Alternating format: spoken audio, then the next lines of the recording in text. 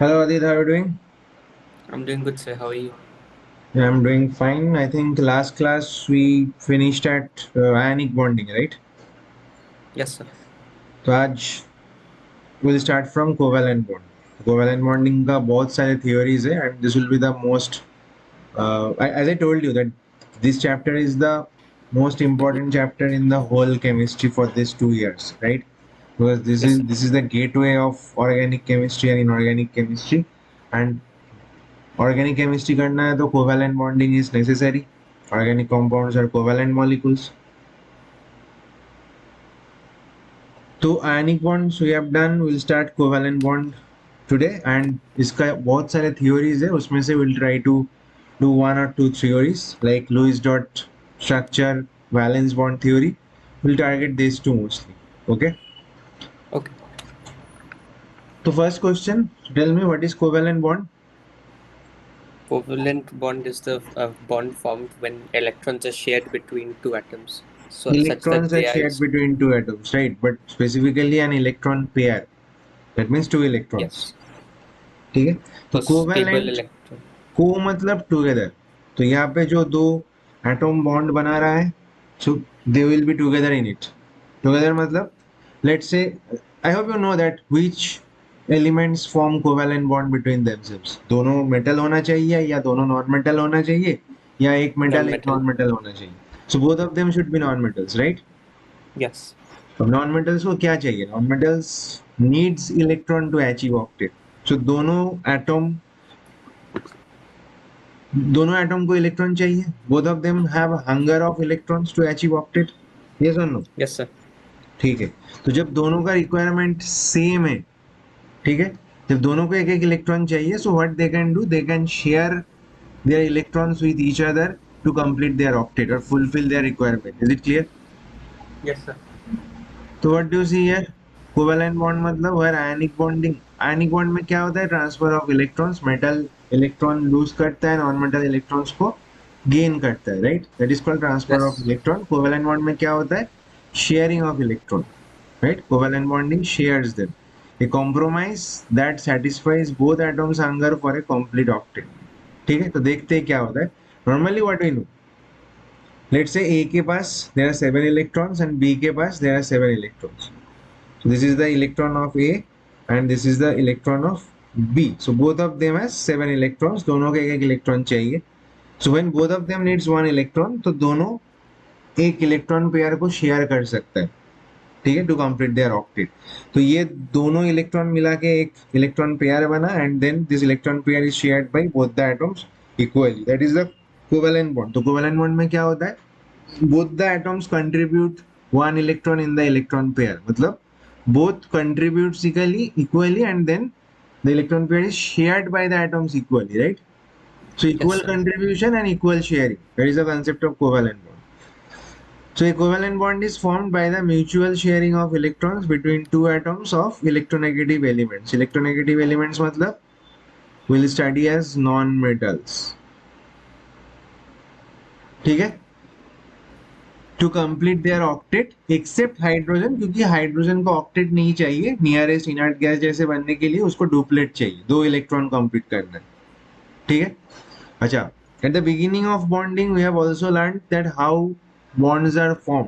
So do remember that H2 molecule formation, तो उसमें क्या होता है? When the two atoms form the covalent bond, तो ये पोटेंशियल एनर्जी वर्सेस डिस्टेंस वाला प्लॉट है. तो क्या होता है? At infinite distance potential energy zero होता है एंड फाइनाइट डिस्टेंस पे क्या होता है? फोर्स ऑफ अट्रैक्शन डोमिनेट करता है. So the system will stabilise, energy will keep lowering. At some after some point क्या होगा? Repulsion will start dominating and there will be sharp increase in potential energy. याद है? Yes, sir. तो इसमें क्या होता है एट दिस पॉइंट? तो अगर एक्स एक्सिस पे हम क्या प्लॉट कर रहे हैं? The internuclear distance between the two atom. So at this internuclear distance let's say R naught, क्या हो रहा है? दोनों एटम के बीच बॉन्ड बन रहा है बिकॉज एट दैट डिस्टेंस ये पूरा सिस्टम का energy is minimum. Can I say that? So this is the bond length. Yes. This is the bond length and ये जो एनर्जी रिलीज हो रहा है that is called bond energy. ठीक है. So covalent bond energy arises due to forces of attraction between the nuclei and the shared pair of electrons. I think I explained this before. Yes. Okay, and sharing of electrons may occur in three ways. How? अगर दोनों atom के बीच एक ही electron pair share होता है, it will be a single bond. ठीक है, अगर दो इलेक्ट्रॉन पेयर शेयर होता है, double bond. If three electron pairs are shared, it should be a triple bond. ठीक है, सिंगल बॉन्ड मतलब जब दोनों एटम के बीच एक ही बॉन्ड बना है. डबल बॉन्ड मतलब जब दो बॉन्ड बना है. ट्रिपल बॉन्ड मतलब जब तीन बॉन्ड बना है. राइट? Yes, sir. ठीक है, तो here we have shown a covalent bond between A and B. Simple सा लॉजिक है, अगर दोनों एटम को एक एक इलेक्ट्रॉन चाहिए, तो दोनों के बीच एक इलेक्ट्रॉन पेयर शेयर होगा. अगर दोनों एटम को दो दो इलेक्ट्रॉन चाहिए, तो two electron pairs will be shared between them. ठीक है, and each shared pair of electron is represented by A bond line. Okay, so let us look at some molecule formation, covalent bond formation. तो पहले we'll start with H2. तो H2 में क्या होता है? Hydrogen के पास एक इलेक्ट्रॉन होता है, दूसरा हाइड्रोजन के पास भी एक ही इलेक्ट्रॉन होता है. yes or no? Yes. तो फिर both of them needs one electron, तो one electron pair will be shared. Do you agree? Yes. ये 9-10 में शायद किए हो ये सारे. I'll not spend much of Yes, sir. time here. So this is the electron pair shared between the two atoms, and this shared pair of electrons is represented by a bond line. What about let's say oxygen? तो oxygen के पास कितना valence electron होता है? 6. 6 valence electron. तो दोनों को दो दो इलेक्ट्रॉन चाहिए. Hmm. Both of them needs to two electrons. तो फिर कितना electron Yes, pair sir. Share होना चाहिए? 2. राइट, सो ये एक इलेक्ट्रॉन पेयर जो शेयर्ड हो गया. This is an electron pair जो शेयर्ड हो गया. Is it clear? या Yes, O2 sir. हो गया. What about nitrogen? तो नाइट्रोजन में क्या होगा? तो नाइट्रोजन के पास कितना वैलेंस इलेक्ट्रॉन है? 5. 5. तो दोनों नाइट्रोजन को कितना इलेक्ट्रॉन्स चाहिए फॉर ऑक्टेट कंप्लीशन? 3. 3 चाहिए. तो Hmm. तो इसका मतलब कितना इलेक्ट्रॉन पेयर शेयर होगा बिटवीन देम? 3. 3, क्योंकि both of them needs 3 electrons. तो यहाँ पे this will be A shared pair of electron, this will be A shared pair of electron, this will be A shared pair of electron. So this is nitrogen. Yes, sir. Let us talk about CH4. तो CH4 में what? This is the central atom. तो ये carbon के चारों तरफ hydrogen. This is the surrounding atoms. Carbon पे कितना valence electron होता है? 4. 4. और तो फिर इसको कितना इलेक्ट्रॉन्स चाहिए? 4 electrons. 4 इलेक्ट्रॉन्स चाहिए. और हर एक तो ये कार्बन के पास 4 वैलेंस इलेक्ट्रॉन्स होता है, एंड हर एक हाइड्रोजन के पास एक एक वैलेंस इलेक्ट्रॉन होता है. राइट? Yes, sir. तो हर एक हाइड्रोजन को कितना इलेक्ट्रॉन चाहिए? 1. तो चारों हाइड्रोजन दे नीड 4 इलेक्ट्रॉन.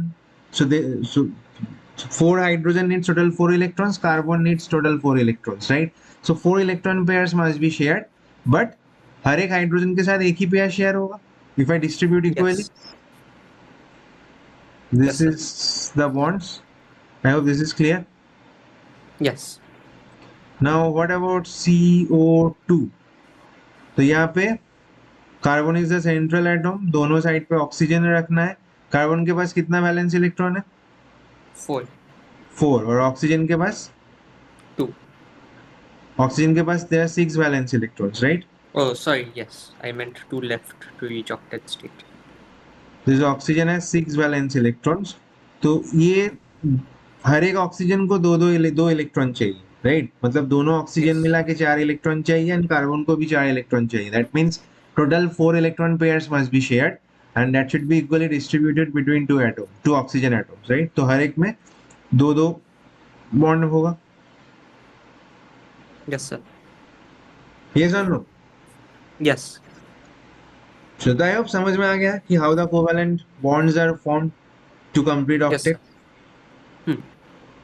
तो ये तो कोवेलेंट बॉन्ड हो गया. कोवेलेंट बॉन्ड का एक स्पेशल टाइप होता है coordinate bond. So coordinate bond is a special kind of covalent bond. को है मतलब इसमें भी शेयरिंग होगा. ठीक है, but can you tell me what Okay. Is coordinate bond, how it is different from covalent bond? I'm not sure, sir. It's the first time I'm hearing of it. ठीक है, चलो. तो इसमें होता है, लेट्स से किसी एक atom के पास ऑलरेडी 8 इलेक्ट्रॉन्स है, एंड लेट्स से ए के पास there are already 8 electrons, can you see? Yes. And b के पास देयर आर 6 इलेक्ट्रॉन्स, तो बी को 2 इलेक्ट्रॉन चाहिए ऑक्टेट कंप्लीट करने के लिए, क्लियर? Hmm. ए के Yes. पास ऑलरेडी है, but what is the possible technique by which both of them can get the octet? दोनों के पास ऑक्टेट कैसे हो सकता है? अगर ए उसका 2 इलेक्ट्रॉन बी के साथ शेयर कर लेता है तो ऑक्टेट मिलेगा। Yes. That is what is happening. तो इसमें क्या हो रहा है, इसमें इलेक्ट्रॉन शेयर तो हो रहा है, but both this electrons are coming only from one atom. कहाँ से आ रहा है? ए से आ रहा है, जिसके पास ऑलरेडी ऑक्टेट है, ठीक है? Okay. तो इसमें क्या हो रहा है, equal sharing but unequal contribution. कोई एक एटम कंट्रीब्यूट कर रहा है दोनों इलेक्ट्रॉन फॉर शेयरिंग। तो ये जो ए का जो ये 2 इलेक्ट्रॉन है, ठीक है, इट इज फॉर शेयरिंग है between A and B. Okay. समझ में आया कि नहीं? Yes, sir. तो will call A as the electron pair donor which is coming for sharing, and B is the electron pair acceptor. A is the donor, B is the acceptor, ठीक है? Got it. तो this is a Yes. Special type of covalent bond. क्यों? क्योंकि यहाँ पे अभी भी sharing हो रहा है, that is why this is the covalent bond. And what can I conclude from here? तो यहाँ पे देखो, when you draw the covalent bond normally एक बॉन्ड लाइन से डिनोट किया जाता है। जब तुम कोवैलेंट बॉन्ड से दिखाओगे तो फिर जो डोनर है उस पे एक प्लस ऐड करो, जो न्यू एक्सेप्टर है उस पे एक माइनस ऐड करो, ठीक है? टेक्निकली ये दोनों इलेक्ट्रॉन ए का खुद का था बिफोर द डोनेशन। जब वो शेयरिंग Hmm. पे डोनेट कर रहा है, जब ये शेयर हो रहा है, will consider that one electron is of A and the other electron is of B, right? Yes. तो technically A is losing one electron, खुद का Yes. इलेक्ट्रॉन तो एक लॉस लॉस हो रहा है ना। Hmm. Hmm. तो दैट इज वाई जो डोनर है उस पे प्लस ऐड करो, जो एक्सेप्टर है उस पे एक माइनस ऐड करो। जब तुम कोवैलेंट बॉन्ड से रिप्रेजेंट करोगे तो डोनर पे एक प्लस ऐड करो, एक्सेप्टर पे एक माइनस ऐड करो, that represents the covalent bond. और तुम ऐसे भी दिखा सकते हो, दिस एरो रिप्रेजेंट्स कि who is the donor and who is the acceptor, मतलब इलेक्ट्रॉन पेयर कहाँ से कहाँ तक जा रहा है। Is it clear? This is the plus and minus, the donor and acceptor sign. It is only applicable for coordinate bond, right? तुम coordinate bond ऐसे भी दिखाया जाता है, coordinate bond also called dative bond, as if the A is biting B. Dative Okay. मतलब which is related to dental, राइट? Okay. तो यहाँ पे तुम ऐसे भी दिखा सकते हो which represents कि कौन डोनर है, मतलब ये एरो से दिखा सकते हो which is representing who is the donor and who is the acceptor, right? Yes. But इसको अगर Okay. कोवैलेंट बॉन्ड जैसे दिखाओगे like normal line, in that case you have to add the plus minus, plus add होगा on the donor atom, minus add होगा on the acceptor atom. So shouldn't there be two lines for this one? No, shared तो एक ही electron pair हो रहा है, one bond line represents one shared pair of electron. Okay. Got it. I hope it is clear. Yes, sir.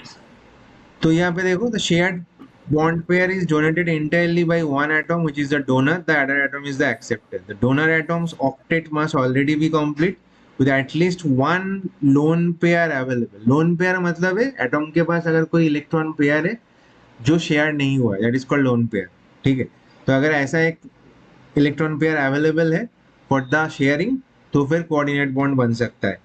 And the acceptor atom must have a deficiency of at least one electron pair. Is it clear? जैसे कि यहाँ पे 8 electrons है with electron pair available, यहाँ पे 6 electrons है, right? Yes. So I hope this is understood that coordinate bond Yes, sir. क्या होता है। Yes, sir. अच्छा, so I think you have learn what is hydronium ion, H3O+ ion. जब कोई तुम एसिड पानी में देते हो और डायल्यूट एसिड में क्या होता है, there will be hydronium ion present in the aqueous solution, right? Yes. Now तुम बताओ कि कैसे ये H3O+ आयन बनता है, how hydronium ion is form. So let's say I have added HCl into water. So what you are supposed to get? H3O+ and Cl minus. ये तुम्हें already पता है, 9-10 से तुम पढ़ रहे हो शायद, ठीक है? तो क्या होता है, जो HCl है aqueous solution पे it releases proton, right? Yes. अब H+ के पास कोई इलेक्ट्रॉन नहीं है and it wants to complete duplet. इसको 2 इलेक्ट्रॉन चाहिए होता है डुप्लेट कंप्लीशन के लिए, और ये वाटर है, वाटर के पास ऑलरेडी ऑक्टेट है, ठीक है? एंड इसके पास इलेक्ट्रॉन पेयर भी अवेलेबल है। तो क्या हो सकता है, कोऑर्डिनेट बॉन्ड बन सकता है यहाँ पे, जिसके पास ऑलरेडी ऑक्टेट है, जिसके पास ऑलरेडी इलेक्ट्रॉन पेयर अवेलेबल है, that can share the electron pair with the atom जिसको इलेक्ट्रॉन पेयर चाहिए. Yes. तो यहाँ पे कोऑर्डिनेट बॉन्ड बन सकता है. And if I show them by covalent bond, तो ऑक्सीजन इज द डोनर, उस पे प्लस ऐड करूंगा, और H plus is the acceptor, उस पे माइनस ऐड करूंगा. प्लस पे माइनस ऐड करो, it will become neutral. Okay. So this is hydronium ion for you. I hope it is clear. So there are two unused electrons. This electron pair is unused. This is still there is an electron pair which is unshared. This is called lone pair. Okay. ठीक है. तो you can see that ये H3O plus में एक तो coordinate bond है और बाकी दोनों OH is covalent bond. Clear? Okay. Yes. So they can ask you for examples where ionic, covalent, coordinate सारे type of bond हो सकते हैं. ठीक है. For example, if I take ammonium chloride, तो ammonium chloride में we have opposite ions, ammonium ion and Cl minus. तो ionic bond तो है, right? अब ये बताओ, ये अमोनियम आयन कैसे बनता है? जैसे हाइड्रोनियम आयन बनता है, सेम तरीके से अमोनियम आयन बनता है. इफ यू हैव अमोनिया, तो अमोनिया में क्या होता है? नाइट्रोजन के साथ 3 हाइड्रोजन अटैच होता है. ठीक है. तो Yes. नाइट्रोजन के पास ऑलरेडी ऑक्टेट है and with an electron pair available. ठीक है. और यहाँ पे H plus needs 2 electrons to complete its duplet. तो यहाँ पे ऐसे कोऑर्डिनेट बॉन्ड बन सकता है जैसे वाटर के साथ बना है. Yes. So when there is ammonia along with H plus, so it can do the same thing water does. So it can donate the lone pair to H plus, form the coordinate bond.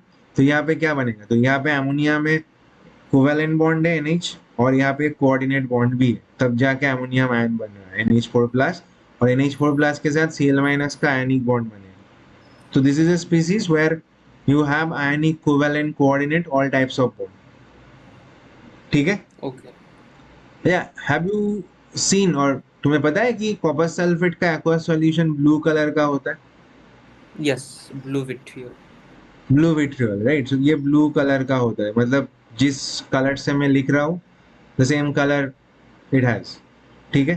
तो क्यों होता है? अच्छा, blue colour क्यों होता है? It is not the question. So this is another species जहाँ पे ionic covalent and coordinate bond होता है. ठीक है. तो this is a complex compound. तो तुम्हारे मतलब क्लास 12 में there is a whole chapter called complex compound which you have to study. ठीक है. अभी शायद समझ में नहीं आएगा, so for now just take it as information. तो कॉपर सल्फेट पेंटाहाइड्रेट, ठीक है, जो एनहाइड्रस कॉपर सल्फेट होता है, मतलब विदाउट वाटर ऑफ क्रिस्टलाइजेशन, वो व्हाइट पाउडर होता है. उसको पानी में डालो, this will be formed and ये ब्लू बन जाएगा. तो इसमें क्या होता है? यहाँ पे कॉपर सल्फेट में जो कॉपर 2 प्लस है, ठीक है, water molecules, there are 4 water molecules which will donate electron pair to the copper 2 plus. ठीक है. और ये क्या बनाएगा? कॉम्प्लेक्स एंटिटी बनाएगा. ठीक है. सिंपल आयन तो नहीं है, copper 2 plus is the simple ion, but अगर उसके साथ ऐसे water molecules form coordinate bond, तो यहाँ पे कॉम्प्लेक्स एंटिटी बन जाता है. This becomes a complex ion. क्या बन जाता है ये? This becomes Complex copper ion. H2O4 2 plus. ठीक है. This becomes a complex ion. तो इसके अंदर क्या है? वाटर में तो कोवेलेंट बॉन्ड है, ऑक्सीजन हाइड्रोजन, और ये कॉपर 2 प्लस के साथ वाटर का कोऑर्डिनेट बॉन्ड बन गया. तो इसके अंदर क्या है? कोवेलेंट बॉन्ड भी है और कोऑर्डिनेट बॉन्ड भी है, और इस कॉम्प्लेक्स आयन के साथ सल्फेट का आयनिक बॉन्ड है. Is it clear? Yes. ठीक है. This is an example. अब तुम एक चीज देखो, कोऑर्डिनेट बॉन्ड में ना कोवेलेंट कैरेक्टर भी है, उसके साथ आयनिक कैरेक्टर भी है. जब कोवेलेंट बॉन्ड बन रहा है तो इसमें शेयरिंग भी हो रहा है, ऊपर से प्लस माइनस भी ऐड हो रहा है. तो कोऑर्डिनेट बॉन्ड इज ऑलवेज, उसका जो प्रॉपर्टी होगा, that will lie between covalent bond and ionic bond. ठीक है. Coordinate bond Yes. हैज क्या होगा? तो coordinate bond is basically in between this two bonds. Ionic bond से इसका आयनिक कैरेक्टर कम होगा, बट कोवेलेंट बॉन्ड से इसका कोवेलेंट कैरेक्टर कम होगा. Okay. ठीक है. Yes. तो left to right covalent character increase हो रहा है, ionic character sorry covalent character decrease हो रहा है, and ionic character is increasing. So that is coordinate bond. Is it clear? So coordinate bond. Can you please explain the relation again? Relation मतलब So ये coordinate bond का जो characteristics होता है वो हमेशा कोवेलेंट एंड आयनिक बॉन्ड का बीच में होता है.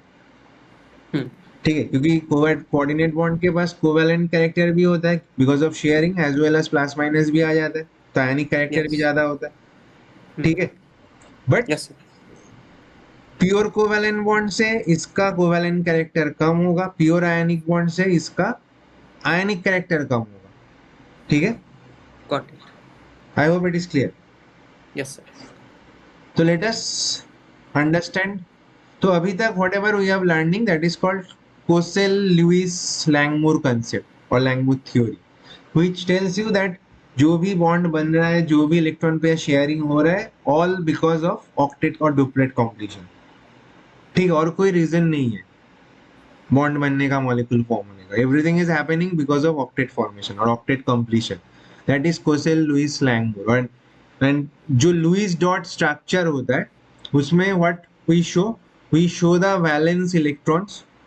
ठीक है, ये जो लुइस डॉट स्ट्रक्चर होता है उसमें we show the valence electrons as dot और क्रॉस, और जो शेयर्ड इलेक्ट्रॉन पेयर्स होता है उसको हम बॉन्ड लाइन से डिनोट करते हैं, as we have done here. You can see these are the valence electrons, these are unshared electrons, right? तो वो Hmm. डॉट या क्रॉस से रिप्रेजेंट करो, और जो शेयर्ड पेयर ऑफ इलेक्ट्रॉन्स है they are represented by bond line, मतलब covalent bond से। ये लुइस डॉट Yes. रिप्रेजेंटेशन होता है। तो अभी तक यहाँ पे you have done the simple molecules, थोड़ा कॉम्प्लेक्स मॉलिक्यूल को कैसे तुम ड्रॉ करोगे लुइस डॉट स्ट्रक्चर, तो उसका भी कुछ टेक्निक है। तो टेक्निक वन क्या है? First you have to identify the central atom in the molecule. ठीक है, तो ये Okay. मॉलिक्यूल का सेंट्रल एटम, तुम बताओ CO2 में सेंट्रल एटम क्या है? Carbon. CO2 में central atom is carbon, that is true. ठीक है, usually there are some tricks to find out the central atom. एक तो central atom should be the largest in size. ठीक है, and it is also able to form maximum number of bonds, जैसे carbon maximum 4 bond बना सकता है। ठीक है, Hmm. it must be least in electronegativity and least in number. These are the characteristics of central atom. ठीक है, Okay. So it has to meet all the criteria. मतलब by default एक के साथ दूसरे आ जाता है, but when you are in confusion, let's say in PCl2, तो इसमें नाइट्रोजन फॉस्फोरस दोनों लीस्ट नंबर पे एक एक करके, तो फिर कैसे डिसाइड करना है? तो फिर I will say that Size. Phosphorus is largest in size as well as least in electronegativity, तो phosphorus must be the central atom. Okay. Clear है? Yes.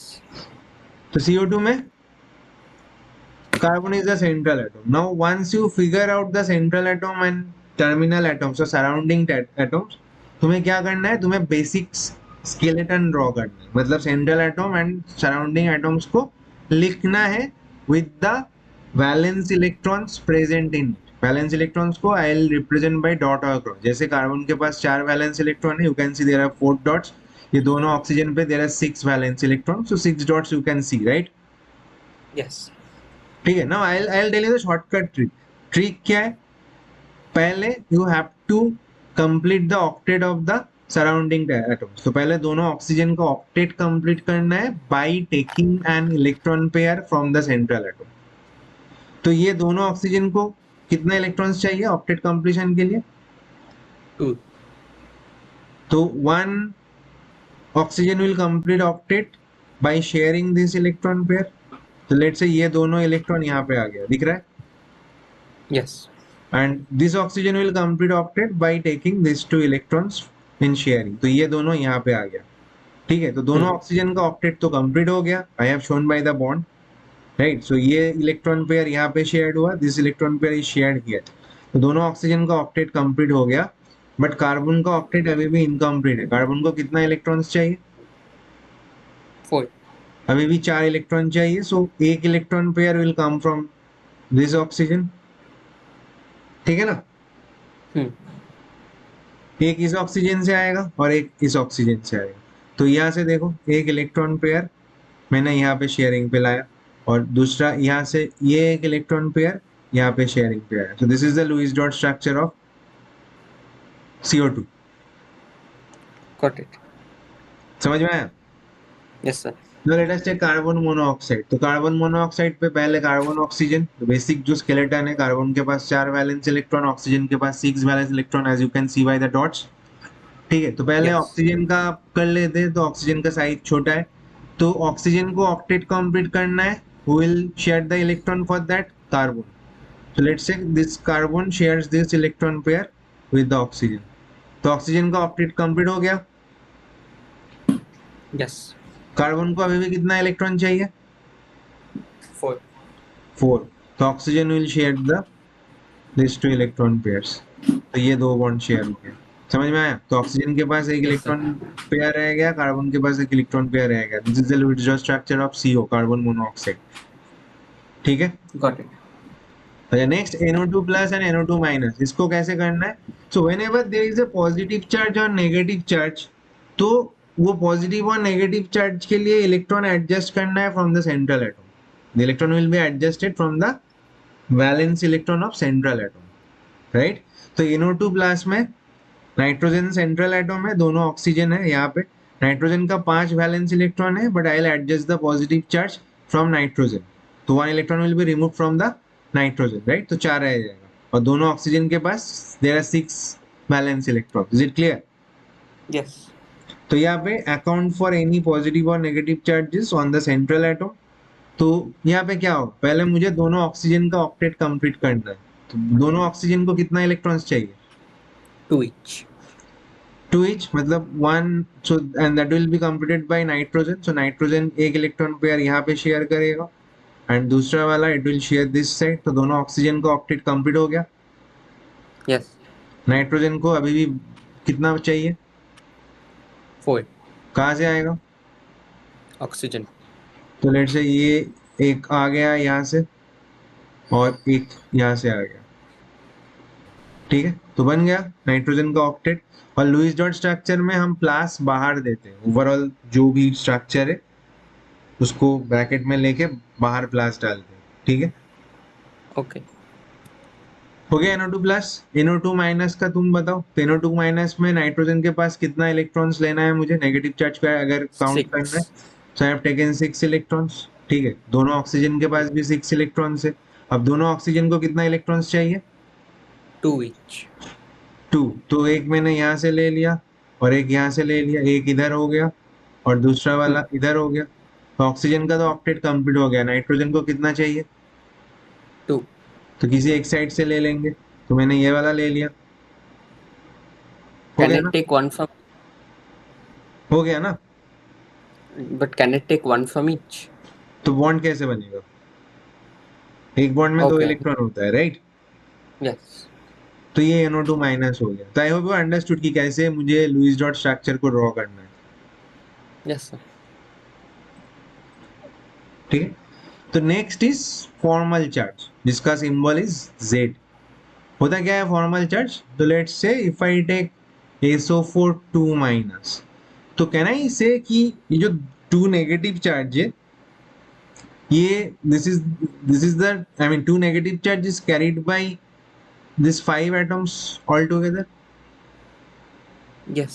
बोल सकता हूँ this is the collective Hmm. Charge of all 5 atoms. So this is a polyatomic species, right? Okay. Hmm. Polyatomic species मतलब जब 2 से ज्यादा और एक से ज्यादा एटम होता है, it can be called polyatomic.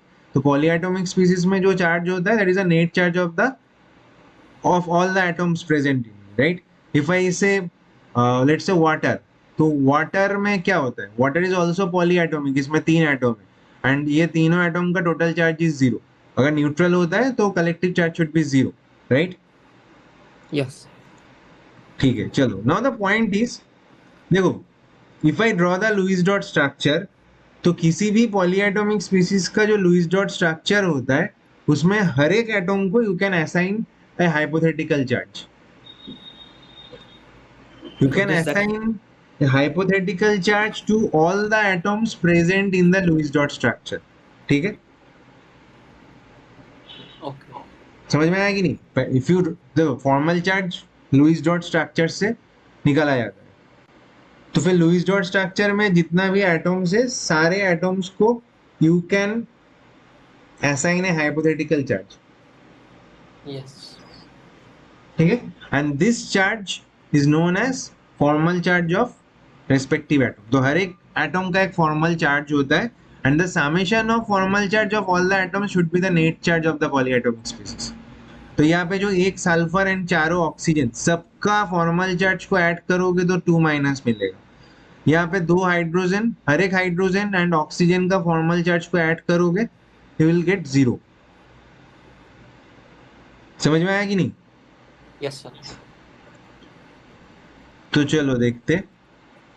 तो however feasible to, so it is however feasible to assign a formal charge to each individual atom, as I said. तो formal charge is calculated from Lewis dot structure. तो पहले तो तुम्हें Lewis dot structure draw करना पड़ेगा। So let's say I have asked to find formal charge of all oxygen atoms present in ozone, O3। तो इसमें जो तीनों ऑक्सीजन एटम है, हर एक का फॉर्मल चार्ज निकालना है। So how can do that? So first I have to draw the Lewis dot structure. Yes. तो I have drawn the Lewis dot structure. ठीक है, जैसे करना होता है, I have drawn the Lewis dot structure and I have marked the oxygen atoms as 1, 2 and 3। तो मुझे ये तीनों का, हर एक ऑक्सीजन एटम का फॉर्मल चार्ज निकालना है। लेट्स से इसका फॉर्मल चार्ज इज Z1, इसका formal charge is Z2 and इसका formal charge is Z3। Now how do you find formal charge? तो फॉर्मल चार्ज क्या होता है? Formal charge is the valence electron in the atom. Yes.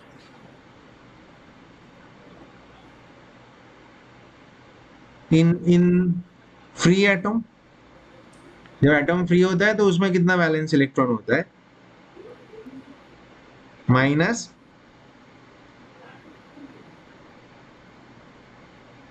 Unshared electrons plus valence.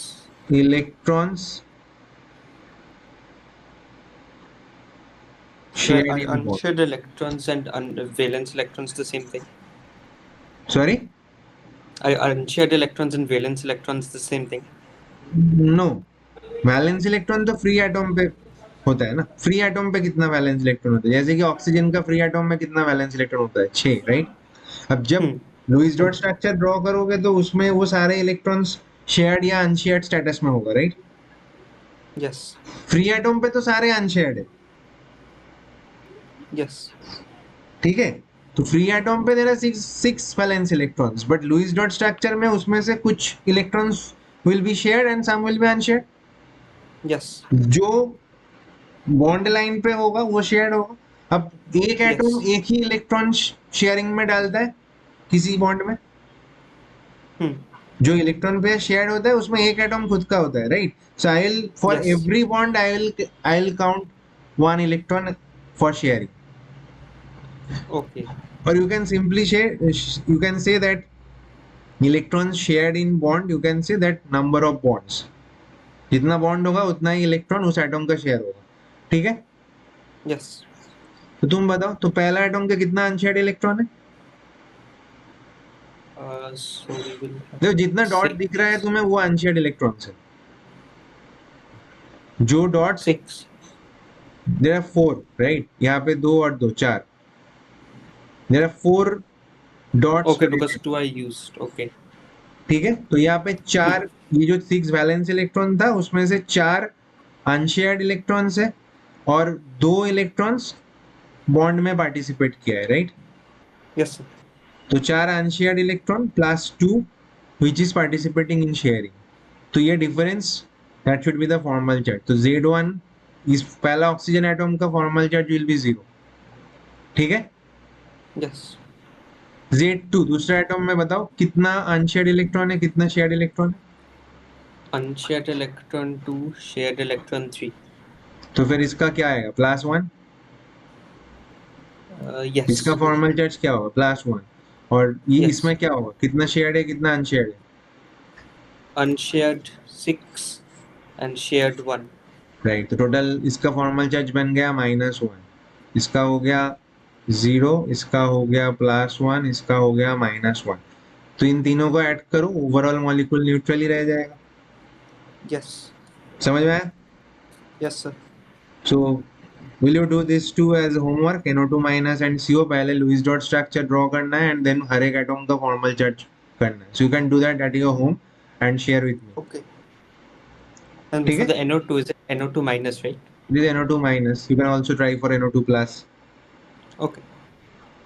ठीक है? So this is Lewis dot structure and who has a formal charge कैसे निकालना होता है. Now let us understand the drawback of Lewis theory. From the childhood you are only learning that जो भी होता है ये octet के लिए होता है ना, ये तो तुम सीख रहे हो. Hmm. ठीक है? And that is all about Lewis theory, Lewis dot structures. ठीक है? But the point is Lewis dot structure does not hold good for anything. ठीक है, तो पहले देख लेते हैं ड्रॉबैक्स क्या है. तो first of all as per Lewis theory जो भी मॉलिक्यूल्स बन रहा है, जो भी बॉन्ड फॉर्म हो रहा है, that is just to complete octet. But we see molecules like beryllium chloride. तो इसमें देखो बेरिलियम के पास टोटल 4 इलेक्ट्रॉन्स है, ऑक्टेट नहीं है, बट दिस मॉलिक्यूल एग्जिस्ट. ठीक है, लेट अस टेक BF3. तो यहाँ पे बोरॉन के पास टोटल 6 इलेक्ट्रॉन्स है इन द मॉलिक्यूल, मतलब बोरॉन के पास ऑक्टेट नहीं है, इनकम्प्लीट ऑक्टेट है, Boron right. is 5 electrons, right? Boron का वैलेंस इलेक्ट्रॉन 3 होता है, एटॉमिक नंबर मतलब टोटल इलेक्ट्रॉन 5 होता है, बट वैलेंस इलेक्ट्रॉन 3 होता है, राइट. Yes. तो ये तीनों this three are boron, boron का इलेक्ट्रॉन, और यहाँ पे बॉन्ड में और भी इलेक्ट्रॉन आया. टोटल तो 6 इलेक्ट्रॉन हुआ है ना इन द मॉलिक्यूल, ऑक्टेट तो नहीं है. Yes. Hmm. ठीक है, LICL. So this are the molecule जिसमें ये एटॉम्स के पास इनकम्प्लीट ऑक्टेट होता है. तो that means it violates Lewis theory. Yes. So these are the compounds called hypovalent compounds. Hypo मतलब कम, मतलब ऑक्टेट के लिए जितना वैलेंसी होना चाहिए उससे कम वैलेंसी है बोरॉन बेरिलियम. तो these are called hypovalent compounds. Is it clear? So existence of Yes. hypovalent compounds violates the Lewis dot theory. Is it clear? Yes.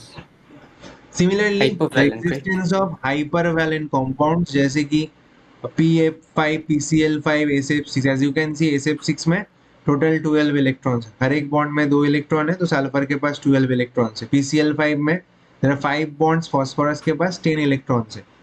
तो यहाँ पे ऑक्टेट से ज्यादा इलेक्ट्रॉन्स है इस एटॉम्स के पास, ऑक्टेट एक्सपेंशन हो रहा है, और यू कैन से कि ऑक्टेट के लिए जितना वैलेंसी होना चाहिए उससे ज्यादा वैलेंसी है. तो these are hypervalent compounds. ठीक है, expanded or Okay. superoctet. The existence of these molecules also violate Lewis dot theory. So there are only a few exceptions like these, right? Not few exceptions. Most of the compounds does not follow Lewis dot structure or Lewis theory. ठीक है, Okay. H2SO4 से start करके sulphur का कोई भी compound ले लो, 8 से ज्यादा इलेक्ट्रॉन्स होता है. फास्फोरस का भी वही होता है. सिर्फ सेकेंड पीरियड जो एलिमेंट्स होता है उसमें ही सिर्फ ऑक्टेट होता है, क्योंकि ऑक्टेट उससे ज्यादा इलेक्ट्रॉन एकोमोडेट करने का पॉसिबिलिटी नहीं है उसमें. Okay. ठीक है, नेक्स्ट क्या है देखो. एज पर लुईस थ्योरी अगर सारे एटॉम ऑक्टेट कंप्लीट कर रहा है तो the total number of electrons in the molecule must be even number. Yes. If all the atoms are completing octet, so the total electrons present in the molecule must be even numbered, right? But the Hmm. presence of NO, NO2, these molecules, यहाँ पे देखो NO के पास total 15 electrons है, 7 plus 8 is 15, NO2 के पास 23, and there are so many this kind of molecules where we have odd number of electrons. तो इसका existence also put the question in Lewis dot theory. So what about for like okay, okay, I understood, sir. ठीक है, and as per Lewis theory सारे inert gas के पास duplet और octet तो है, so they do not form any compound, right. Hmm. But we have found many compounds of xenon. Xenon जो highly electronegative element होता है जैसे ऑक्सीजन फ्लोरीन, इसके साथ बहुत सारे कंपाउंड बना लेता है. तो that can not be also explained by Lewis dot theory, this kind of Okay. Compounds. Xenon का बहुत सारे कंपाउंड्स मिला है with highly electronegative elements oxygen fluorine के साथ. ठीक है, एंड Okay. ऑल्सो देखो Lewis dot structure is simply a 2D structure. बस ये बताता है कि what is the connectivity of the atoms, which atoms are connected by how many bonds, that is the only thing. और कितना electron pair sharing हो रहा है, that is the only information you get from Lewis dot structure. Okay, Okay. that is your initial days learning.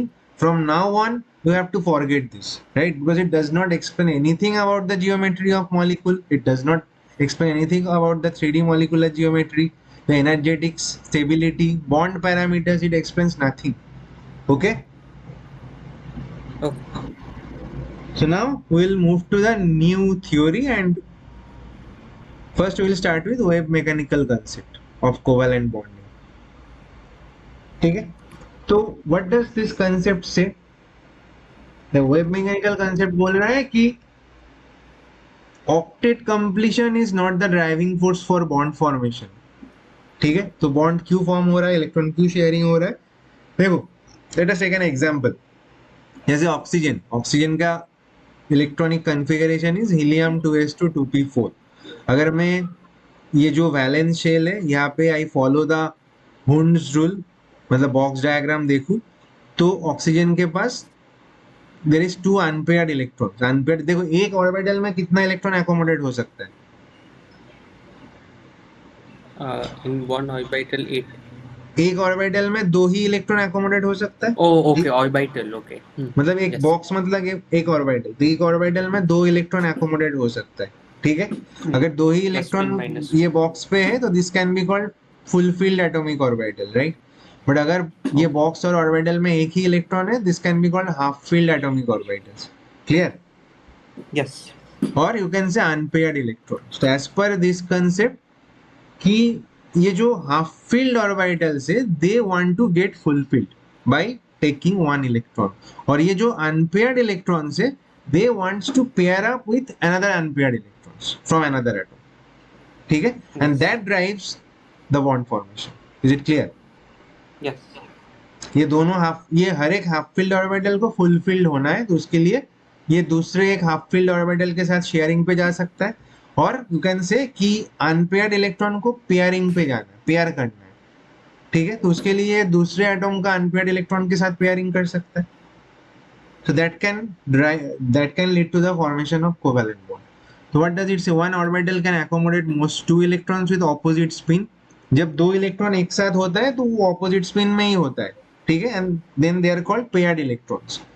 A half filled orbital accepts one electron from another atom to complete itself. The tendency to complete the orbital or pair the electron is the true condition for covalent bond formation. Completion of the octet is not essential. Clear? Yes. चलो तो देखते हैं. तो can I से what is covalency of an atom? किसी element का covalency क्या होता है और किसी एटम का कोवैलेंसी क्या होता है? कैन आई से किसी मॉलिक्यूल पे वो एटम जितना कोवैलेंट बॉन्ड फॉर्म करेगा, that should be the covalency of that element. Yes. And how many covalent bonds it can form? The number of half filled orbitals present in it. उसके पास जितना half filled orbital present है और जितना unpaired electron present है, उतना वो covalent bond बना सकता है. Hmm. इसके पास एक हाफ फील्ड ऑर्बिटल है और एक अनपेयर्ड इलेक्ट्रॉन है, मतलब ये एक पेयरिंग पे जा सकता है. It can form one covalent bond. ठीक है? So the covalency of an element can be found by finding the number of half filled orbitals और unpaired electrons present in the atom in its ground state और excited state. तो ये ground state और excited state, यहाँ इसका मतलब क्या है ये समझना पड़ेगा. But the remaining part have you understood और नॉट? Yes. चलो देखते हैं. You can see the covalency is the number of covalent bonds formed by an atom in a molecule. ठीक है? An atom can form covalent bonds from the ground state or excited state. तो ये excited state क्या होता है? Still I have to explain. Covalency is the number of half filled orbitals in the ground or excited state. ठीक है? तो पहले पता कर लेते with some examples. तो यहाँ पे देखो बेरिलियम क्लोराइड. तो कैन यू टेल मी कि यहाँ पे बेरिलियम का कोवैलेंसी क्या है? How many covalent bonds are formed by beryllium? 2. 2. तो बेरिलियम का कोवैलेंसी इज 2. तो let us try to justify that with the electronic configuration of beryllium. Beryllium का एटॉमिक नंबर 4 होता है. This is the electronic configuration. तो valence shell में 2 electron है 2s में, बट वी नो कि सेकंड शेल पे 2p सब शेल भी होता है जिसमें 3 ऑर्बिटल भी होता है, राइट? Yes. तो बेरिलियम का ये 3 2p orbital is vacant. Okay, तो this is the ground state of beryllium 2s2 2p0. p पे कुछ नहीं है. ठीक है? तो ग्राउंड स्टेट से क्या ये कोई बॉन्ड बना सकता है बेरिलियम? नो। नहीं, क्योंकि there is no half filled orbital, there is no unpaired electron. तो how can it form the bond then? तो first it will unpair this electron pair by using an empty orbital in the same shell. ये same shell पे होना चाहिए. अगर same shell पे कोई empty orbital होता है, then the atom can unpair the electron pair by using the empty orbital. ठीक है, तो ये क्या करेगा? It will promote an electron to 2p orbital. तो एक इलेक्ट्रॉन 2s से 2p पे प्रोमोट होगा and this will be called the excited state. Why excited state? क्योंकि तुम्हें पता होगा अबव प्रिंसिपल से कि 2p सब शेल का एनर्जी 2s से ज्यादा होता है, right? Yes. So if one electron is promoted from 2s to 2p, इसका मतलब it has to absorb energy. Energy must be supplied. ठीक है, तो जब ये इलेक्ट्रॉन 2s से 2p पे आ रहा है, तो ये सिस्टम का energy has increased because it has to absorb energy. So this is the higher energy state. So this can be called excited state. ठीक है, so when an electron is promoted to unpair an electron pair using the empty orbital in the same shell, तो फिर क्या होता है? दो unpaired electron मिलता है और covalency can increase by 2. Is it clear? Yes. से बॉन्ड बनाता है ग्राउंड स्टेट से और एक्साइटेड स्टेट. बेरिलियम का कोवैलेंसी 2 कहाँ पे है? ग्राउंड स्टेट पे या एक्साइटेड स्टेट पे? Excited state. Excited state. So beryllium will always form bond from excited state, क्योंकि ग्राउंड स्टेट पे उसके पास बॉन्ड बनाने का कोई ऑप्शन नहीं है. Okay. The same goes for BF3. तो BF3 में बोरॉन का कोवैलेंसी क्या है? BF3 boron's covalence will be 3.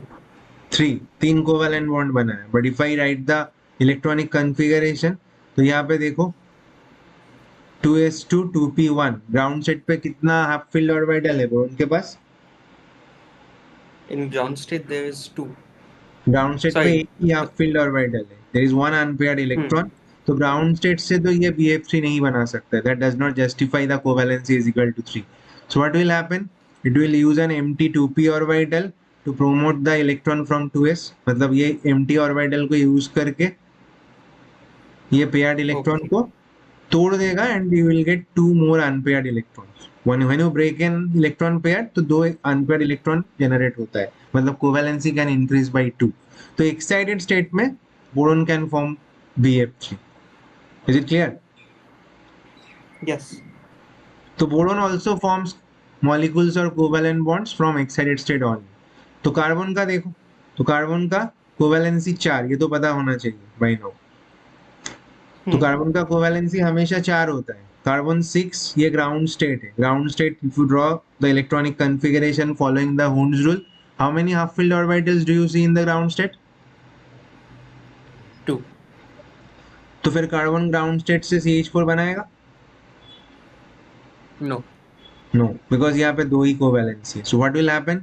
I can see an empty orbital in 2p which can be accessed by the element or atom to break this paired electron. इसको अगर break करो, if it breaks, तो 1 electron will be promoted to 2p. 4 half filled orbital मिलेगा. This is the excited state. Excited state से carbon can show covalency is equal to 4. Is it clear? तो ये जो beryllium, boron, carbon, ये जो सारे elements है सेकेंड पीरियड पे, they always form molecules from excited state only, right? तो second period, sorry, What did you say? Second period elements? Second period में एलिमेंट्स में जो beryllium, boron, carbon, this 3 elements always form molecules from excited state. ये जब covalent bond बनाता है तो excited state से ही बनाता है. Okay. चलो, now let us talk about phosphorus. तो phosphorus देखो, phosphorus can form PCl3 as well as it can form PCl5. both of them are stable. मतलब phosphorus का कोवैलेंसी 3 भी हो सकता है, 5 भी हो सकता है. So how do you justify that? So again we will start from the electronic configuration of phosphorus. इसका atomic number is 15. तो यहाँ पे this is the electronic configuration neon 3s2 3p3. तो this is the valence shell. अब तुम्हें शायद पता होगा कि valence shell मतलब थर्ड शेल पे 3d सब शेल भी होता है. तो यहाँ पे फॉस्फोरस के पास खाली 3d ऑर्बिटल्स पड़ा हुआ है ग्राउंड स्टेट पे. तो ग्राउंड स्टेट पे फॉस्फोरस के पास कितना हाफ फील्ड ऑर्बिटल है? In ground state, phosphorus this is the ground state of phosphorus. तो इसमें कितना कितना हाफ 3. फील्ड ऑर्बिटल है? तो कहना है इससे कि phosphorus can form PCl3 from ground state. Ground state से इट कैन शो कोवैलेंसी 3. ठीक है, but Got it. Covalency 5 can not be shown from ground state. तो उसके लिए क्या होगा? ये 3d का खाली ऑर्बिटल यूज करेगा to break this electron pair. ठीक है, so one electron will be Okay. Promoted from 3s to 3d. देखो this promotion can take place inside the same shell. अगर सेम शेल के अंदर खाली ऑर्बिटल एंड इलेक्ट्रॉन पेयर होता है तो ही ये चीज हो सकता है. तो यहाँ पे क्या होगा? 3s पे 3d से मतलब 3s से 3d पे एक प्रोमोशन होगा and you will get 5 unpaired electrons. तो PCl5 बनेगा from excited state. Excited state से it will show the covalency is equal to 5. Clear? Yes, sir. The same sulfur can form SF2, SF4, SF6. मतलब ये covalency 2, 4, 6 तीनों दिखा सकते हैं. ठीक है, how do you explain that?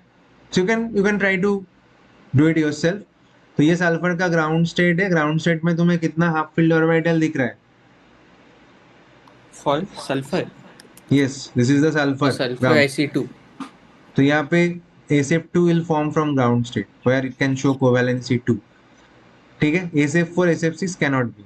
तो SF4 के लिए क्या होगा? First it has to promote one electron here.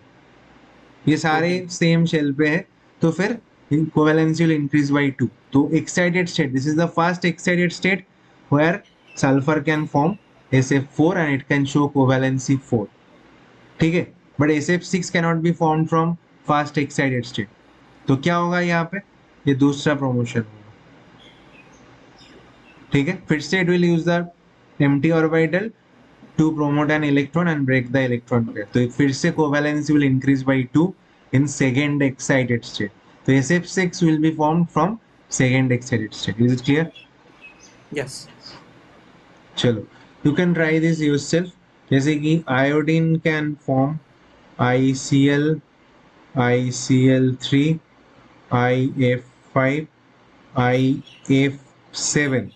मतलब इसका कोवैलेंसी क्या हो सकता है? कोवैलेंसी 1, 3, 5, 7 सब कुछ हो सकता है. तो what do you learn from here? That phosphorus, sulphur, iodine ये जो नॉन मेटल्स है दे शो वेरिएबल कोवैलेंसी. ठीक है, Okay. क्यों दिखा पा रहा है ये? बिकॉज ये सारे एलिमेंट्स के पास खाली d ऑर्बिटल्स है which they can access, and these d orbitals are energetically accessible, so they can use these d orbitals to increase their covalency by promoting electron and by unpairing the paired electrons, right? हर एक electron pair को unpair करने से covalency 2 increase हो जाता है. जितना Okay. ज्यादा electron pair होगा एंड जितना ज्यादा खाली ऑर्बिटल होगा covalency can be increased that many times. ठीक है, every time it can access an empty orbital to unpair the paired electron and increase the covalency by 2 units. Okay, Yes, sir. so you can see here that variable covalency जिसके पास खाली orbitals होता है valence shell पे वो variable covalency दिखा सकता है.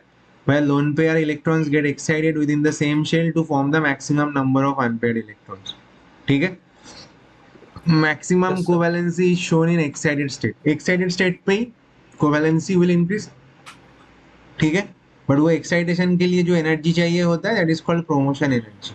And promotion सिर्फ सेम शेल के अंदर हो सकता है. I think I have already explain this things.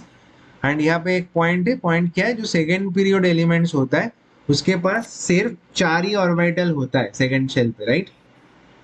Yes. मतलब मैक्सिमम ये 4 कोवैलेंट बॉन्ड बना सकते हैं. तो सेकेंड पीरियड कोई भी एलिमेंट का मैक्सिमम कोवैलेंसी 4 से ज्यादा नहीं हो सकता है, राइट? Okay. चाहिए यहाँ पे देखो, beryllium boron carbon exhibit covalencies 2 3 and 4 respectively but only from their excited state configuration and note डाला हुआ है कि थर्ड पीरियड और हायर पीरियड, जैसे थर्ड पीरियड पे फास्फोरस सल्फर ये सारे नॉन मेटल्स होता है, सिमिलरली जो हायर पीरियड होता है उसमें भी बहुत सारे नॉन मेटल्स होता है, so all of them show variable covalency. क्यों? Because they have energetically accessible vacant d orbitals which they use to unpair the paired electrons and increase covalence. Is it clear? So can F orbit empty F orbitals also be used? I mean less likely क्योंकि usually f orbitals तो valence shell पे नहीं होगा ना। Okay.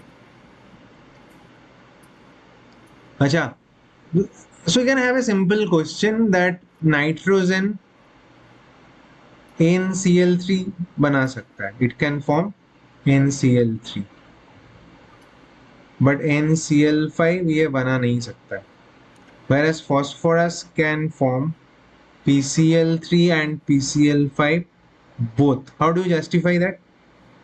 So nitrogen does not have a vacant Right, so 3D subshell. nitrogen does not have accessible d orbitals, 2d orbitals नहीं होता है, ठीक है? Hmm. I hope it is clear. Logic Yes, is sir. pretty simple. Yes. चलो, now let us move to valence bond theory. You are going to learn something here जो as long as you study chemistry, पढ़ो ना पढ़ो, this concept what you are learning here, sigma bond pi bond, ये तो सब जगह पे लगेगा, मतलब जिंदगी भर याद रख, मतलब शायद याद रहेगा।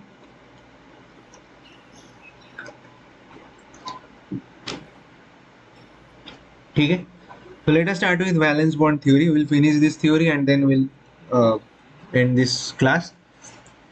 तो valence bond theory क्या होता है?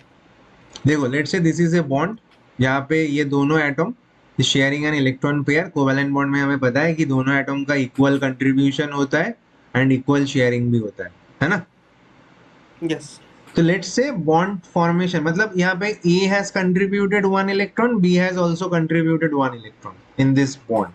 तो let's say before the bond formation A का इलेक्ट्रॉन कहाँ पे था? A का इलेक्ट्रॉन था in the atomic orbital of A and B has Hmm. Electrons. B का जो इलेक्ट्रॉन था वो कहाँ पे प्रेजेंट था? In the atomic orbital of B। Yes और no? Yes. So let's say this is a half filled atomic orbital of A, this is a half filled atomic orbital of B.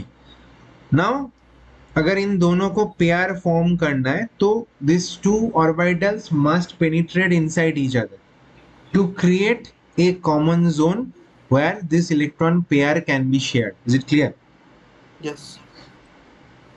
इसको अगर pairing करना है तो इन दोनों को एक साथ आना पड़ेगा ना, तो उसके लिए this two orbitals must penetrate inside each other to create a common zone where this two electron can pair up. एक चीज याद रखना, इलेक्ट्रॉन पेयरिंग होना का मतलब they must be of opposite spin, क्योंकि जब दो इलेक्ट्रॉन Okay. एक साथ होगा they must be of opposite spin, same spin पे नहीं हो सकता। ठीक है, तो यहाँ पे दिस इज कॉल्ड ओवरलैपिंग। ये जो एक दूसरे के अंदर आ जाता है और penetrates inside each other, this is known as overlapping और ओवरलैप। ठीक है, तो यहाँ पे क्या हो रहा है, Yes. ये दोनों हाफ फील्ड एटॉमिक ऑर्बिटल के बीच ओवरलैप हो रहा है। ठीक है, and now this Okay. Electron pair is shared bye both the nucleus. Both the nucleus are attracting this electron pair towards itself, so this electron pair is very tightly held by both the nuclei, right? Okay. Now you can ask कि ये क्यों ये दोनों opposite spin पे होना चाहिए? Why these two electron, when two electrons pair up, why they should be in opposite spin? क्योंकि जब opposite spin पे होगा, why opposite spin pairing? तो शायद तुम्हें पता होगा कि इलेक्ट्रॉन का स्पिनिंग के लिए क्या होता है, एक मैग्नेटिक फील्ड जनरेट होता है, राइट? Yes. तो because of the opposite spin, two opposite magnetic field will be generated and they will attract each other. Yes और नो? Yes. तो फिर क्या, because of this the electrons are tightly held, that is why opposite spin, not the same spin.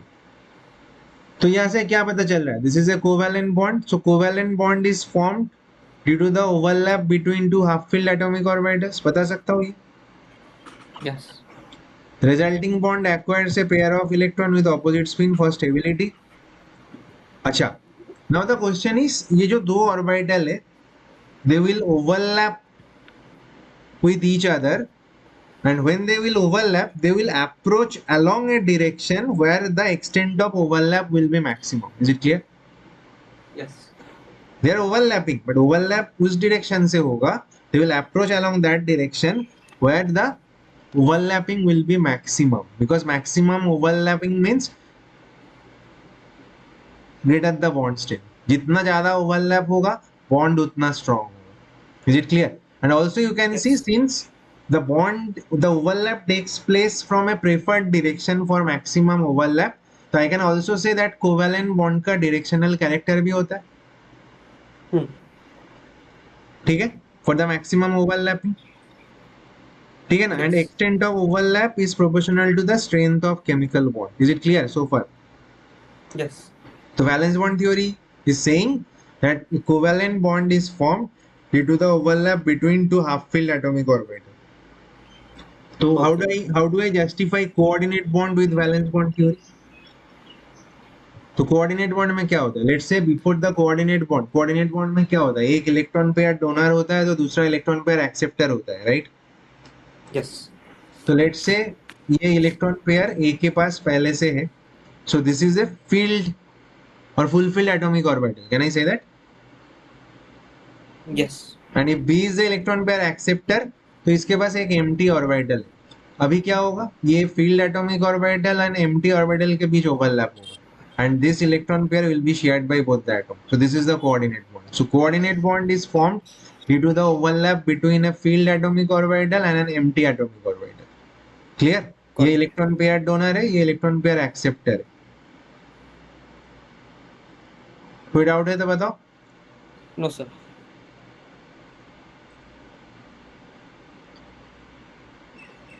तो now हमें देखना है कि ये जो एक्सटेंट ऑफ ओवरलैप, जो bond strength that depends on extent of overlap, right? Bond उतना ज्यादा Hmm. स्ट्रांग होगा, एक्सटेंट ऑफ ओवरलैप जितना ज्यादा होगा.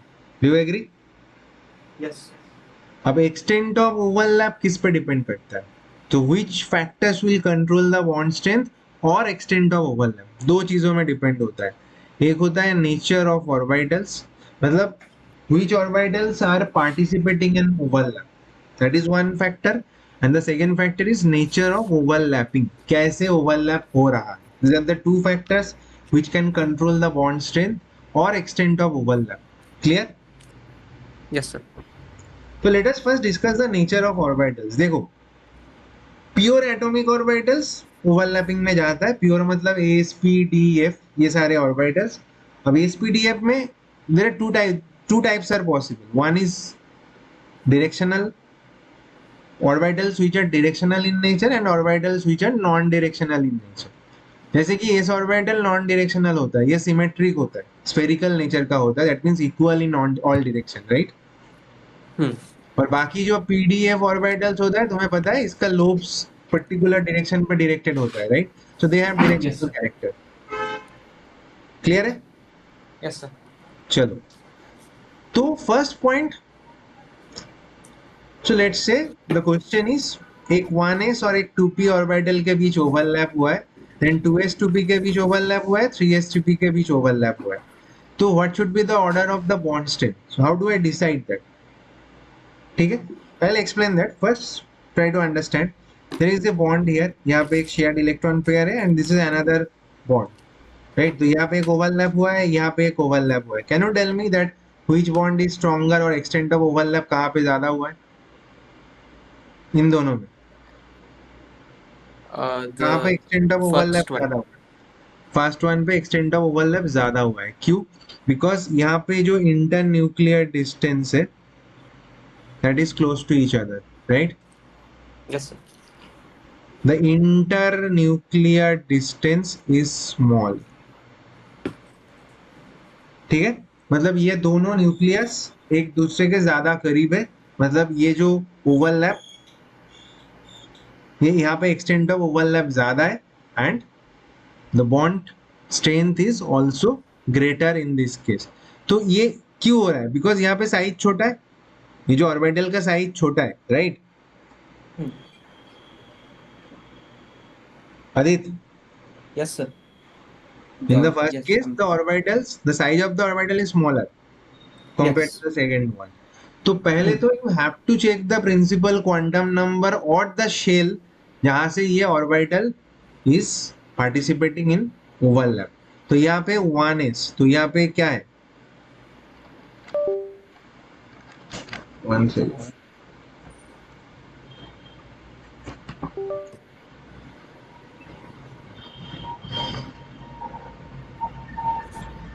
तो व्हाट यू सी हियर, तो यहाँ पे 1s एंड 2p, तो एक ऑर्बिटल फर्स्ट शेल से आ रहा है तो दूसरा वाला सेकंड शेल से आ रहा है, राइट? और यहाँ पे दोनों 2 से आ रहा है, तो कहाँ पे साइज छोटा होगा? In 1s, राइट, तो 2p. You have to check the principal quantum number first कि from where the orbitals are coming. ठीक है, अगर अगर ये प्रिंसिपल क्वांटम नंबर कम है और शेल छोटा है, दैट मीन्स वहां पे बॉन्ड स्ट्रेंथ ज्यादा होगा। तो उस हिसाब से देखो, तो जितना principal quantum number is increasing, bond strength is decreasing, right? Yes. But अगर प्रिंसिपल क्वांटम नंबर सेम है, जैसे कि यहाँ पे देखो, यहाँ पे सब 2 से आ रहा है, 2p 2p 2s 2p 2s 2s, ठीक है, all of them are coming from the second shell. तो यहाँ पे how do you Yes. Compare the bond strength? Uh, in order of which one is closer to the nucleus. तो यहाँ पे तुम्हें देखना पड़ेगा। So I will give you a analogy, let's say you are you are very good in all the subjects, physics chemistry maths, ये तीनों subject में you have equal passion, you have equal love, तीनों में तुम equal time spend करते हो। So will it be easier for you to decide that which subject you want to opt to choose your career? No. No, because you are symmetric in all direction. That is why you have no directional character. Can I say that? Yes. Whereas let's say you are only good in maths, तुम मतलब whole day whole night you spend time with maths, तुम बाकी subject को कोई time नहीं देते हो, ठीक है? तो तुम्हारे Hmm. दिमाग में कोई डाउट होगा कि किस चीज को लेकर करियर बनाना है? No. नहीं, because you have a strong directional character. तो अगर प्रिंसिपल क्वांटम नंबर सेम होता है, then you have to look for the directional character. जितना ज्यादा डायरेक्शनल कैरेक्टर होगा उतना ज्यादा पेनिट्रेशन होगा, Got it. ठीक है? मतलब एक्सटेंट ऑफ ओवरलैप ज्यादा होगा। तो उस हिसाब से देखो, तो व्हाट डू यू सी, तो यहाँ पे 2p, p में डायरेक्शनल कैरेक्टर है, इस पे नहीं है, तो 2p overlap should form stronger bond followed by 2s2p followed by 2s2s। Is it clear? Yes, sir. ठीक है, तो ये तो हो गया nature of orbitals. The next factor is nature of overlapping, ठीक है? तो नेचर ऑफ ओवरलैपिंग दो तरह का होता है, एक होता है coaxial overlap and other is collateral और sidewise overlapping, which we are going to discuss. तो यूजुअली कोएक्सियल ओवरलैप में ज्यादा ओवरलैप होता है कंपेयर टू कोलैटरल ओवरलैप। तो लेट अस अंडरस्टैंड फर्स्ट क्या होता है कोएक्सियल ओवरलैप एंड क्या होता है collateral overlap. So let us start with coaxial overlap. So what does it say? That overlap along the line joining two nucleus. Let's say two orbitals are approaching each other. तो वो दोनों nucleus को connect करने वाला जो line है, if the orbitals are approaching along the same line, ठीक है, तो इसमें जो ओवरलैप होगा that will be called coaxial overlapping. और ये जो line which are connecting the two nucleus that will be called internuclear axis. तो along the internuclear axis अगर ओवरलैप होगा, this will be called coaxial overlapping. जैसे कि let's say this is an s orbital, spherical nature का होता है, and I have also shown you the z, x and y axis which are perpendicular to each other, ठीक है? तो ये दूसरा एक, ये एक s orbital है, and you can see दूसरा एक s orbital भी along the z axis, इसके मतलब they are approaching each other, these two s orbitals along the z axis। तो ये दोनों न्यूक्लियस को कनेक्ट करो, z axis में आएगा, तो z axis is the internuclear axis here, yes or no? Yes. So they are approaching along the internuclear axis, this can be called a coaxial overlap, ठीक है? तो this is, और coaxial overlap में जो bond form होता है that is called sigma bond. sigma bond. This is the sign of sigma. So coaxial overlap yields the formation of sigma bond. Is it clear? How will I know if it's coaxial or not? तो हमें देख के पता चल जाएगा. If the orbitals are approaching along the internuclear axis, तो फिर coaxial overlap. Internuclear axis मतलब the line which is joining the two nucleus. जैसे कि यहाँ पे this is nucleus, this is nucleus. So the line Hmm. which is joining the two nucleus is nothing but z axis, and along the z axis approach हो रहा है यहाँ पे. Got it. ठीक है. जैसे कि since I have taken this as x axis, you can see this is a px orbital, this is another px orbital, and this is the overlap taking place along the x axis, which is nothing but the internuclear axis here. Yes. So this is a sigma bond between two p orbitals. Yes or no? दोनों ही px है यहाँ पे. Hmm. तो अगर along the axis, along internuclear axis दोनों p के बीच sigma bond होना है, तो दोनों ही px होना है और दोनों ही py होना है और दोनों ही pz होना है. Right? They must be on the same axis. Got it. So px py cannot form sigma bond. Px pz cannot form sigma bond. Even py pz cannot form sigma bond. Clear है? Yes, sir. Let's say this is s orbital and these are the xyz axis. तो अगर px orbital is approaching, ठीक है, along the x axis, तो यहाँ पे s and px के बीच sigma bond हो रहा है. This is the spy sigma bond and this is the spz sigma bond. ठीक है. Okay.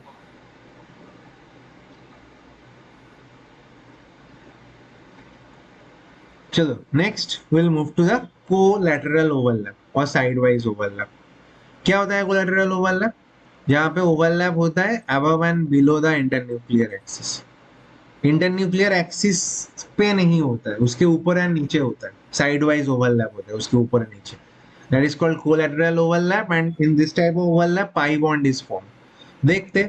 तो let us assume that this is x axis and this is Z axis. तो ये एक pz ऑर्बिटल है परपेंडिकुलर एक टू एक्स एक्सिस, ये दूसरा pz ऑर्बिटल है परपेंडिकुलर टू एक्स एक्सिस. तो कहना है सर यहाँ पे x axis is the internuclear axis, बोल सकता हूँ. Yes. तो यू कैन सी हियर, तो यहाँ पे इंटरन्यूक्लियर एक्सिस के ऊपर ओवरलैप हुआ है, नीचे ओवरलैप हुआ है. Above and below the internuclear axis side wise overlap हुआ है. This can be called collateral और पैरेलल ओवरलैप. ठीक है. और ये जो बॉन्ड बना है this will be the pi bond. ये ऊपर नीचे ओवरलैप हो रहा है मतलब कि नहीं, ये नहीं कि दो अलग बॉन्ड बन रहा है. ठीक है. साइड वाइज ओवरलैप ऐसे ही बनता है इंटरन्यूक्लियर एक्सिस के ऊपर एंड नीचे. This is the pi bond. तो अगर पाई बॉन्ड बनना है बिटवीन टू p ऑर्बिटल्स, ये दोनों p ऑर्बिटल्स है, तो it must be in the same parallel axis. मतलब दोनों ही pz होना चाहिए या दोनों ही py होना चाहिए या दोनों ही px होना चाहिए. दे must B parallel, right? Yes. अब px pz तो नहीं हो सकता, इन दोनों में पाई बॉन्ड नहीं बन सकता क्योंकि दे आर नॉट पैरेलल, ये Hmm. परपेंडिकुलर है. Similarly py pz pi bond नहीं बन सकता है, px py पाई बॉन्ड भी नहीं बन सकता. तो ये सिग्मा बॉन्ड पाई बॉन्ड समझ में आ गया. One is because of coaxial overlap, the other is because of collateral overlap. Yes, sir. तो सिग्मा बॉन्ड ये तो मैंने बता दिया. Sigma this is also known as head on overlap. Pi bond collateral overlap sidewise होता है, above and below internuclear axis होता है. कोई डाउट है सो फार? No. देखो उसे p ऑर्बिटल पाई बॉन्ड बना था ऐसा नहीं, d orbital can also participate. जैसे कि let's say this is internuclear axis, तो that is how pi bond between p and d form. ये इंटरन्यूक्लियर एक्सिस के ऊपर एंड नीचे ओवरलैप हुआ है. This is the pi bond between p orbital and d orbital. ऐसे दो d orbital के बीच पाई बॉन्ड बनता है इंटरन्यूक्लियर एक्सिस के ऊपर एंड नीचे side wise. Is it clear? Yes. ठीक है. तो ये pd पाई बॉन्ड है, ये dd पाई बॉन्ड है. एक चीज मैं बता दूं, कैन यू टेल मी कि s ऑर्बिटल क्या पाई बॉन्ड बनाएगा? No. s orbital can not form pi bond क्योंकि s ऑर्बिटल का कोई साइड नहीं होता है, right? Hmm. s orbital is symmetric in all the direction. It can only form sigma bond. So s orbital only participates in sigma bond. It is spherically symmetric and cannot form a lateral overlap. Okay? तो Okay. ये valence bond theory है. Let us understand some simple molecule formation through valence bond theory. जैसे कि H2. तो ये दोनों hydrogen atom पे क्या एक एक इलेक्ट्रॉन है 1s पे, ये सुन। यस। तो ये दोनों 1s हाफ फील्ड है, तो इसके बीच ओवरलैप होगा, 1s overlap to form the H2 molecule. ठीक है, फिर लेट अस ट्राई HF। तो यहाँ पे देखो हाइड्रोजन में 1s इज हाफ फील्ड, और फ्लोरीन 9 इसके इलेक्ट्रॉनिक कॉन्फ़िगरेशन क्या है, helium 2s2 2p5। Clear? Yes. तो what do you see here? तो 2p5 मतलब यहाँ पे तुम बॉक्स डायग्राम ड्रॉ करो। If you draw the box diagram, तो 1 2 3 फॉलोइंग द होल्ड्स रूल, तो एक ही p ऑर्बिटल हाफ फील्ड है। यस। लेट्स से 2px में दो इलेक्ट्रॉन है, 2py में दो इलेक्ट्रॉन है, 2pz में एक इलेक्ट्रॉन है। सो ये half field, I have assume 2pz, तुम एक्स वाई कुछ भी एज्यूम कर सकते हो। ठीक है, तो यहाँ पे ओवरलैप होगा ये 2pz के साथ 1 इसका, ये दोनों हाफ फील्ड है। तो अगर ये z एक्सिस मान लेता हो, तो ये इसके साथ pz का ओवरलैप हो रहा है, सिग्मा बॉन्ड हो रहा है इंटरन्यूक्लियर एक्सिस बराबर। दिस इज 1s2p ओवरलैप, जिससे HF bond is forming. Is it clear? Yes sir. Now let us talk about F2। तो F2 में क्या होता है? तो इसमें ये 2p5, तो 2p5 में like before I can assume दोनों में 2pz है हाफ फील्ड। यहाँ पे एक हाफ फील्ड 2pz है, इसमें भी एक हाफ फील्ड 2pz है। तो ये z एक्सिस, तो जिसमें दोनों 2pz के बीच ओवरलैप होगा, and there will be a bond form between two fluorine atoms. समझ में आ रहा है कि नहीं? Yes sir. चलो, let us talk about O2। तो O2 में क्या हो रहा है? O2 में देखो, ये दोनों ऑक्सीजन एटम है, दोनों का इलेक्ट्रॉनिक कॉन्फ़िगरेशन लिखा है, हीलियम 2s2 2p4। तो जो इनकम्प्लीटली फिल्ड सापशिल है 2p4, तो उसमें हुंड्स रूल लगा के देखो क्या होगा। तीन ऑर्बिटल है 2p, उसमें 1 2 3 4, तो कितना हाफ फील्ड ऑर्बिटल है? 2। टू हाफ फील्ड ऑर्बिटल है। लेट्स से ये दोनों 2py एंड 2pz, ये दोनों हाफ फील्ड ऑर्बिटल है, दोनों में ही 2py 2pz half filled orbital है। तो कैन आई से, तो दोनों ऑक्सीजन दो दो कोवेलेंट बॉन्ड बना सकता है। Yes. Both of them have two half filled orbitals. ठीक है, अब my question is when bonds are formed between two atoms, तो पहला बॉन्ड क्या होना चाहिए, सिग्मा या pi? First one should be sigma bond. देखो, first bond should be the strong bond, first bond should be oh always the stronger bond. अब stronger bond कौन है, सिग्मा एंड पाई में से who is stronger bond? Like like the bond strength. हाँ, sigma and एक sigma bond में और एक पाई बॉन्ड में कौन ज्यादा स्ट्रॉन्ग सिग्मा। होता है? क्यों होता है? So let us give an analogy. Let's say there are two cars which are colliding head on, they are approaching towards each other and they collide at 180। ठीक है, मतलब फेस टू फेस कोलाइड हुआ, तो इसका impact ज्यादा होगा। और there are two cars moving sidewise parallelly, तो दे हैड अ कोलिशन, तो किसका इम्पैक्ट ज्यादा होना चाहिए? First one. First one. तो सिमिलरली सिग्मा बॉन्ड में the orbitals are approaching head on, right, they are yes. Approaching towards each other, तो वहां पे पेनिट्रेशन ज्यादा होगा। Got it. That is why sigma bond is always stronger than pi bond. Is it clear? Okay. Yes, I do understood. Atom के बीच जो पहला bond बनेगा that should be always the sigma bond. ठीक है, yes sir. And दोनों atom के बीच सिर्फ एक ही सिग्मा बॉन्ड बन सकता है, ओ ओके। क्योंकि एक ही तो फेस होता है ना। हम्म। तो ये जो हेड ऑन ओवरलैप एक बार ही होगा, the two atoms are connected by the stronger bonds, and वो कनेक्ट होने के बाद क्या होगा, जो बाकी जो ऑर्बिटल्स है वो पैरेलल आ जाएगा, एंड फिर जाके पाई बॉन्ड बनेगा। तो दो एटम के बीच first bond is always sigma bond, and एक ही सिग्मा बॉन्ड बन सकता है। यस और नो? यस। तो अगर सिंगल बॉन्ड है तो सिंगल बॉन्ड क्या होगा, सिग्मा या pi? Sigma bond. Sigma bond. अगर डबल बॉन्ड है? Pi bond. डबल बॉन्ड में 2 बॉन्ड है, तो 2 बॉन्ड में एक सिग्मा होगा पहला वाला और फिर पाई होगा. If Okay. There are triple bonds between two atoms तो फिर क्या होगा? 2 sigma, no, 1 sigma 2 pi. 1 sigma 2 pi. तो ये let us come back to oxygen. तो ऑक्सीजन पे I can see that both the oxygens will form two bonds with each other, right? मतलब double bond तो बनेगा. Yes or no? Yes. तो पहला bond should be sigma bond. तो letter से ये दोनों 2pz के बीच जब ओवरलैप हो रहा है that should form the sigma bond. That is the first bond. तो ये जेड एक्सिस है. If I assume this as Z axis, ये जो रेड ऑर्बिटल्स है they are pz orbitals and this is the sigma bond form. Is it clear? Yes, sir. तो ये दोनों के पास अभी भी 2py बचा हुआ है which should be perpendicular to the z axis. तो ये एक py है और ये दूसरा py है. तो इन दोनों के बीच z axis is the internuclear axis, तो ऊपर नीचे ओवरलैप होगा and pi bond will be formed. This is how O2 is formed as per valence bond theory. एक sigma एक pi. Is it clear? Yes. Let us try to explain nitrogen कि nitrogen कैसे बनता है. So let's say ये nitrogen has this electronic configuration helium 2s2 2p3. तो nitrogen के पास there are 3 half filled orbitals. Okay?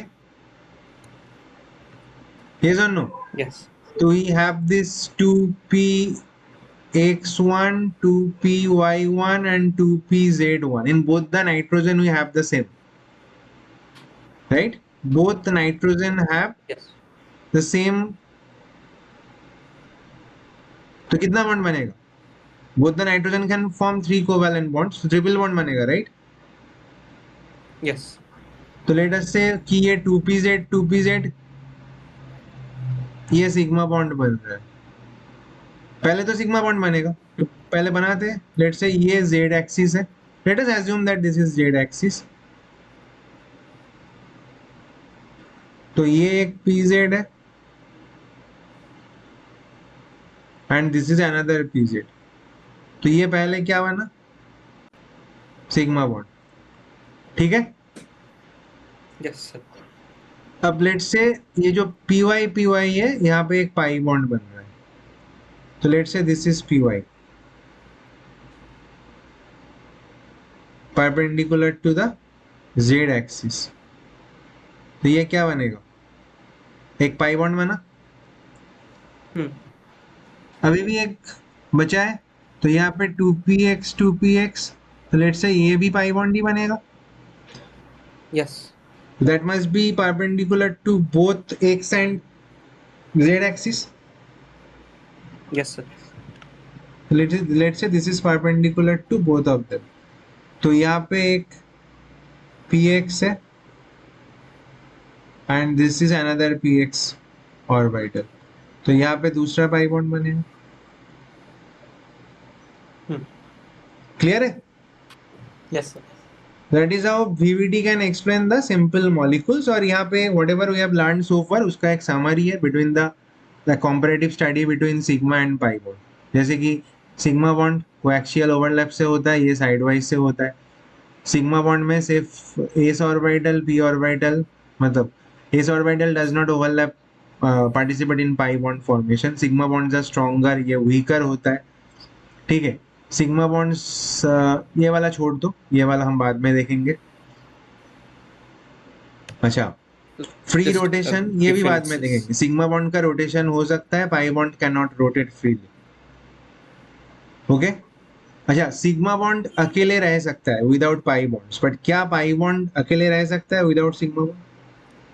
No, because sigma because bond is pi quite bond free. Can only follow after a sigma bond. It can Hmm. only form after a sigma bond.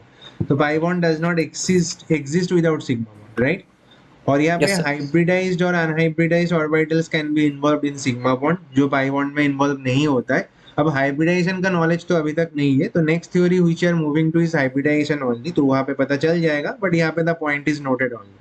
So that is where we will finish the valence bond theory. So this is something you will take with you for lifelong. Sigma bond, pi bond, this concept. Okay. ठीक है.